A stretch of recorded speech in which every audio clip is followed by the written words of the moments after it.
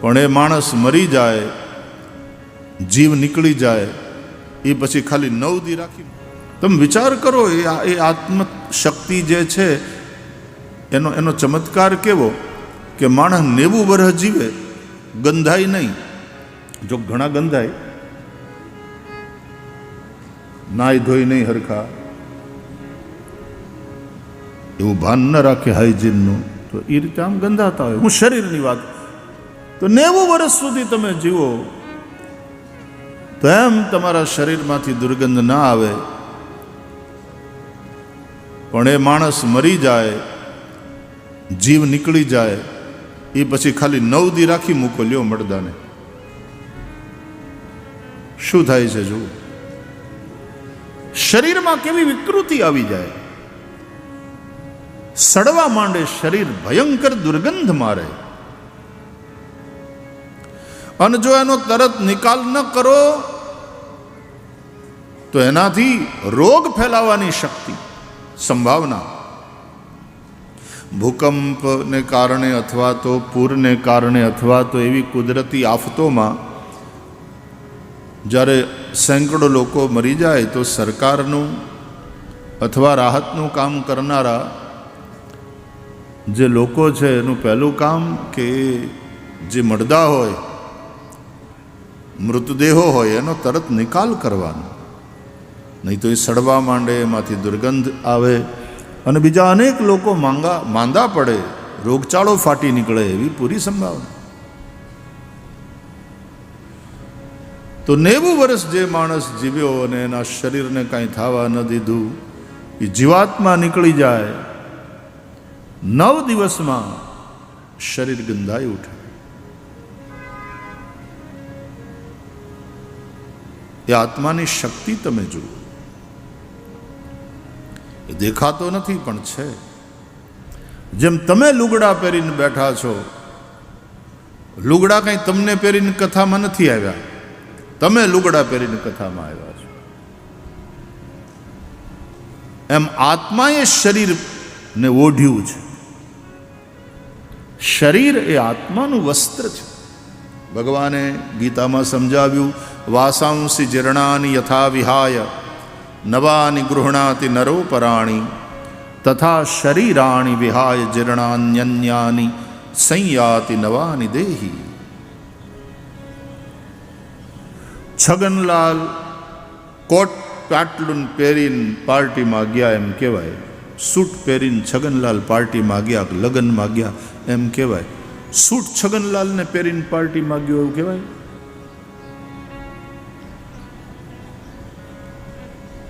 એમ આત્માએ જે ચૈતન્ય છે એણે આ શરીર પહેર્યું છે, ઓઢ્યું છે. આ શરીર એ એનું વસ્ત્ર છે. આ જબ્બો નહોતો તેથી હું હતો, આ જબ્બો છે તો એ પહેરીને હું બેઠો છું, આ જબ્બો ઉતારી નાખું તોય હું તો રહું. એમાં શરીર નહોતું ત્યારે પણ તમે હતા. આ શરીર છે તો એ રૂપે તમે છો, અને શરીર નહીં રહે પછી પણ તમે તો રહેશો જ. આત્મા નિત્ય છે, દેહ અનિત્ય છે. જાયતે અસ્તિ વર્ધતે વિપરિણમતે અપક્ષીયતે વિનશ્યતિ. આ 6 વિકાર શરીરના છે, એ આત્મામાં નથી. આવું આપણને ભાગવતમાં પણ સુખદેવજી સમજાવે છે. જાયતે એ જન્મે છે, શરીર પેદા થાય. આત્મા પેદા પણ નથી થતો અને આત્મા મરતો પણ નથી. એ તો ન જાયતે મ્રિયતે વા કદાચિન્નાયમ ભૂત્વા ભવિતા વા ન ભૂયઃ અજો નિત્યઃ શાશ્વતોયમ પુરાણો ન હન્યતે હન્યમાને શરીરે. આવું ભગવદ્ ગીતા કહે છે. તો શરીર એટલે જાયતે પેદા થાય છે, જન્મે છે. અસ્થિ પછી ટકે છે. જ્યાં સુધી પ્રારબ્ધ હોય 60, 70, 80, 90, 100 વર્ષ સુધી ટકે. અને ટકે એટલે પાછા જન્મ્યા ત્યારે જેવા હતા એ જ રૂપમાં ટકે એમ નહીં. વર્ધતે એ વધે છે. એટલે બાળક, યુવા, પ્રૌઢ, વૃદ્ધ અવસ્થા બદલાતી જાય. વર્ધતે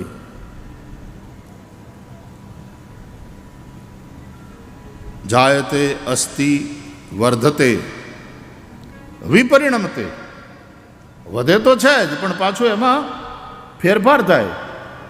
આપણે જન્મ્યા ત્યારે જેવા હતા, 18 વર્ષે મૂછનો દોરો ફૂટી ગયો હોય ને પછી જુવાન થાય છોકરો, ત્યારે એવો ન દેખાય. પ્રૌઢ થાય ત્યારે પાછું રૂપ બદલે, વૃદ્ધાવસ્થામાં રૂપ બદલે. એમ વધે તો ખરા. નનકુડું બાળક હોય નહીં વધી જાય તો વિચિત્ર લાગે. એ તો મૂછનો દોરો ફૂટે પછી. બહુ મોટી ઉંમરે 25-30 વર્ષની ઉંમરે દાઢી મૂછ ના આવે તો આમ જરાક વિપરિણમતે. એક સ્ત્રી શરીરમાં જે ફેરફાર થાય પ્રકૃતિને લીધે એ થવા જોઈએ. એ મોટી થાય અને એ ઋતુમતી થાય, થવી જોઈએ. નહીં તો કંઈક અસ્વાભાવિક છે, કંઈક ખોટું છે. પુરુષ એક ઉંમરે એની અંદર જે પરિવર્તનો થવા જોઈએ થવા જોઈએ, નહીં તો કંઈક ખોટું છે, કંઈક ગડબડ છે. વિપરિણમતે. 5મું અપક્ષીયતે. શરીર ક્ષણ ક્ષણ ક્ષરણ પામે છે, નાશ પામે છે, મટતું જાય. ધ્યાન રાખજો, આપણે વધતા હોઈએ છીએ ત્યારે જ આપણે ઘટતા પણ હોઈએ છીએ. ક્ષરણ થાય છે. એક એક પળ આપણે જન્મ્યા એ પછી દરેક ક્ષણે દરેક પળે આપણે મૃત્યુની નજીક સરકતા જતા હોઈએ છીએ. આયુર્નશ્યતિ પશ્યતામ પ્રતિદિનમ યાતિ ક્ષયમ યૌવનમ.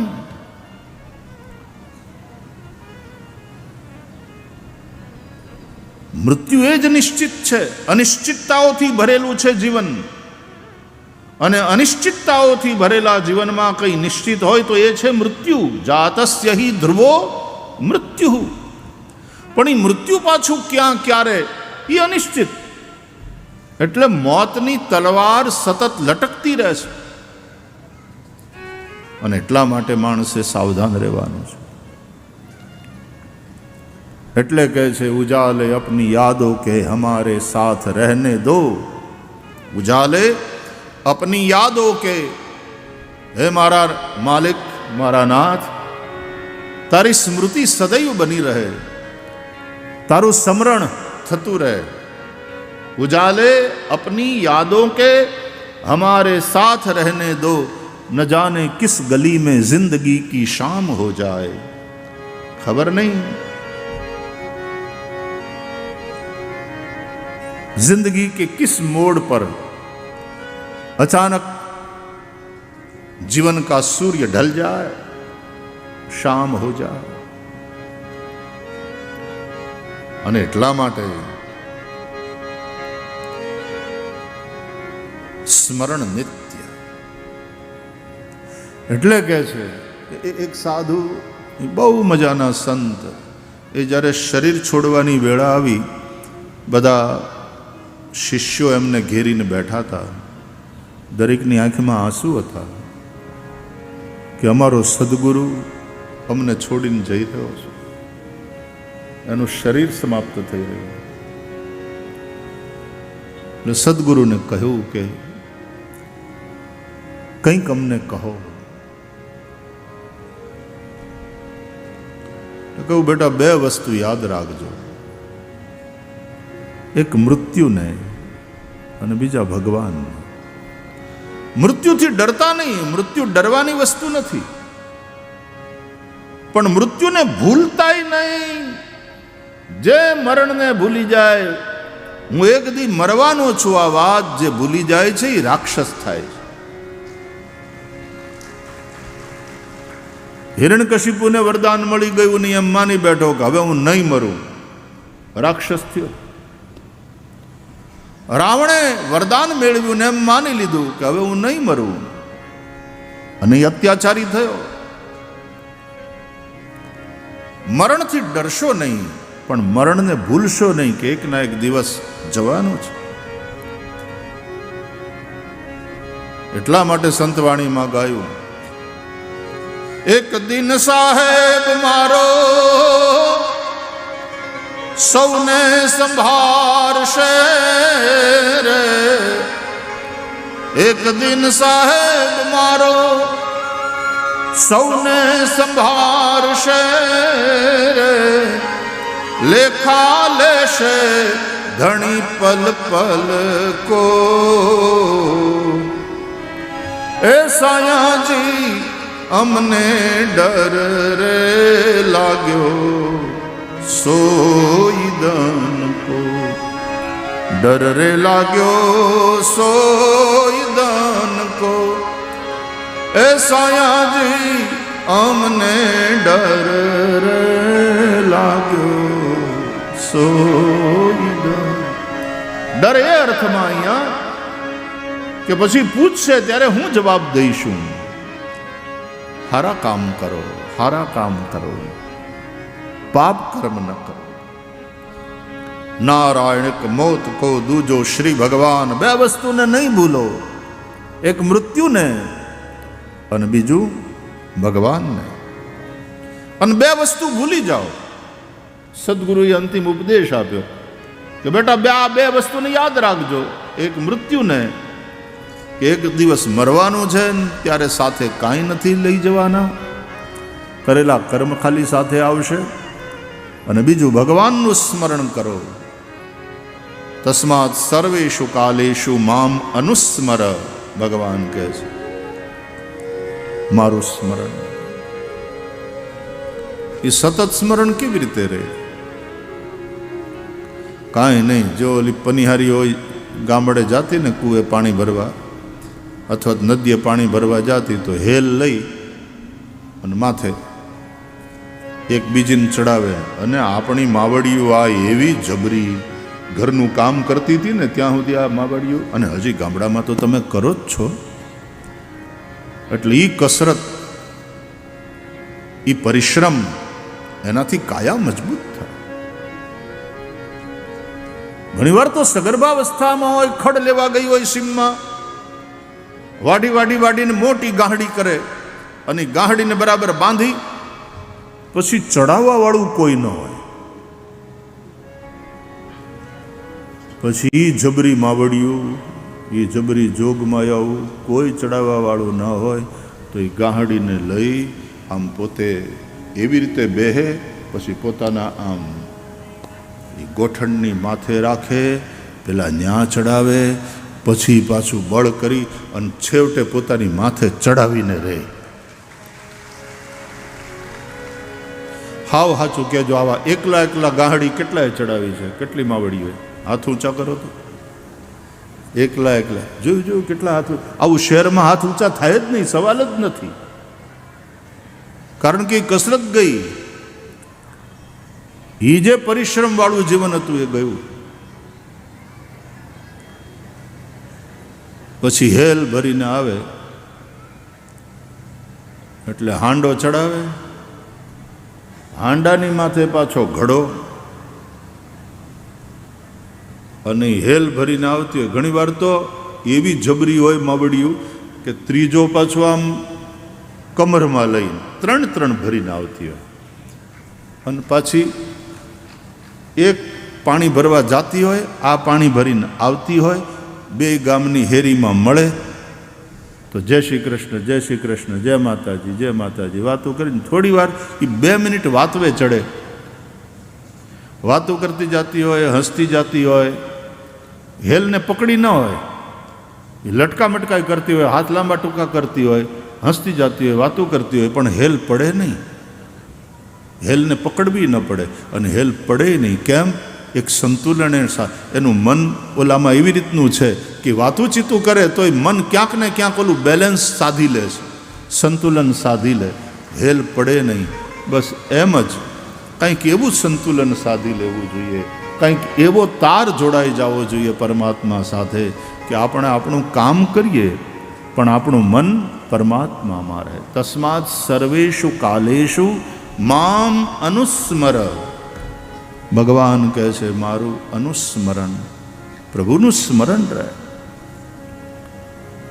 તો બે વસ્તુ ભૂલી જજો. સદગુરુએ કહ્યું પોતાના શિષ્યોને બે વસ્તુને ભૂલી જાઓ અને બે વસ્તુને યાદ રાખો. યાદ રાખો એક ભગવાનને, અને બીજું કે એક ને એક દિવસ મરવાનું છે અને મરીશું ત્યારે કાંઈ સાથે નહીં આવે. માટે આ બખેડા બધા બંધ કરો. જે રૂપિયા માટે થઈને તમે કોકના ગળા કાપો છો, છેતરામણી કરો છો, ખોટા કામ કરો છો, ભેળસેળ કરો છો, એ બધું આઈના અહીં પડ્યું રહી જશે અને કર્મ સાથે આવવાના છે. એમાં સાવધાન, કર્મ કરતી વખતે સાવધાન. તો નારાયણ મોત કોર દૂજો શ્રી ભગવાન. એક મૃત્યુને યાદ રાખો અને બીજું ભગવાનને યાદ રાખો. અને બે વસ્તુ ભૂલી જાઓ, અપની નેકી और दूसरों की बदी. अपनी नेकी को भूल जाओ. नेकी એટલે ભલાઈ. તમે જે ભલા કામ કર્યા હોય ને, સારા કામ કર્યા હોય, પુણ્યના કામ કર્યા હોય, એ કરી લીધા પછી બહુ યાદ નહીં રાખવાના, એના ઢંઢેરો નહીં પીટવાના કે આ ભગાને ત્યાં મેળ્યું છે એ આપણે લીધે.